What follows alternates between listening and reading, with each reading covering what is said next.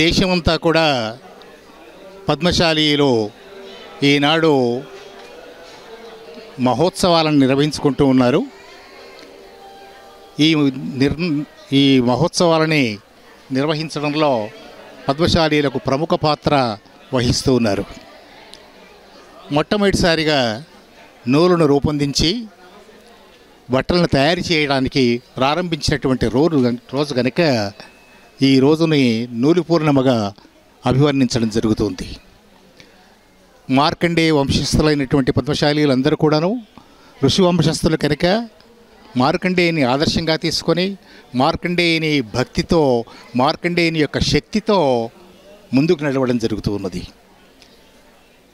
మొట్టమొదటిసారిగా తామరతోడు నుండి దారాన్ని రూపొందించి అదేవిధంగా పద్మశాలీలు ఆ దారంతో వస్త్రాలు నేస్తూ ఈనాడు గాయత్రిని ఆరాధించడము గాయత్రిని ధరించడం అనేది ఒక ప్రముఖమైన విషయం. పద్మశాలీలందరికీ కూడాను కులదైవము మార్కండేయ స్వామి. మార్కండేయ స్వామి అనుగ్రహంతో వాళ్ళంతా కూడాను సుభిక్షంగా ఉండాలని నేను కోరుకుంటూ ఉన్నాను.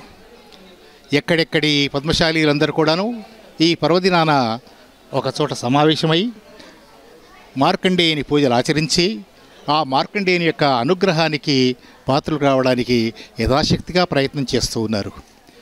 ఈ ప్రయత్నం ఫలించాలి, పద్మశాలీలందరినీ కూడా ఏకీకృతం చేయాలి, వాళ్ళంతా సంఘటితంగా ఉండాలని నేను కోరుకుంటూ ఉన్నాను. ఇదే సందర్భంలో ప్రపంచంలో ఉండే పద్మశాలి కుల బాంధవులందరికీ కూడాను ఈనాడు మార్కండేయుని పూజించడంలో ఉద్దేశం ఏమిటంటే పద్మశాలీల వంశస్థులకు పద్మశాలీలో ఋషి వంశం వీరిది. పద్మశాలీలందరూ కూడాను మార్కండేయుని ఆరాధించడం అనేది జరుగుతూ ఉన్నది. మార్కండేయ వంశస్థులైనటువంటి పద్మశాలీలు అందరూ కూడాను కలిసి ముక్తకంఠంతో ఆయనను ఆరాధించి ముక్తి పొందడానికి ప్రయత్నం చేస్తున్నాడు. మార్కండేయుడు పరమశివుని యొక్క అనుగ్రహం చేత ఆ యమధర్మరాజును కూడాను ఓడించగలిగిన శక్తి సామర్థ్యాలు ఆయనకు వచ్చేసినాయి. అంచేతనే అతను చిరంజీవి అయినాడు కనుక ఆ చిరంజీవిని దృష్టిలో ఉంచుకొని ఈ మార్కండేయ పూజా కార్యక్రమాన్ని నిర్వర్తించడం అనేది జరుగుతుంది. ఆ మార్కండేయుని యొక్క అనుగ్రహము సంపూర్ణంగా ఉండాలని నేను కోరుకుంటూ సెలవు.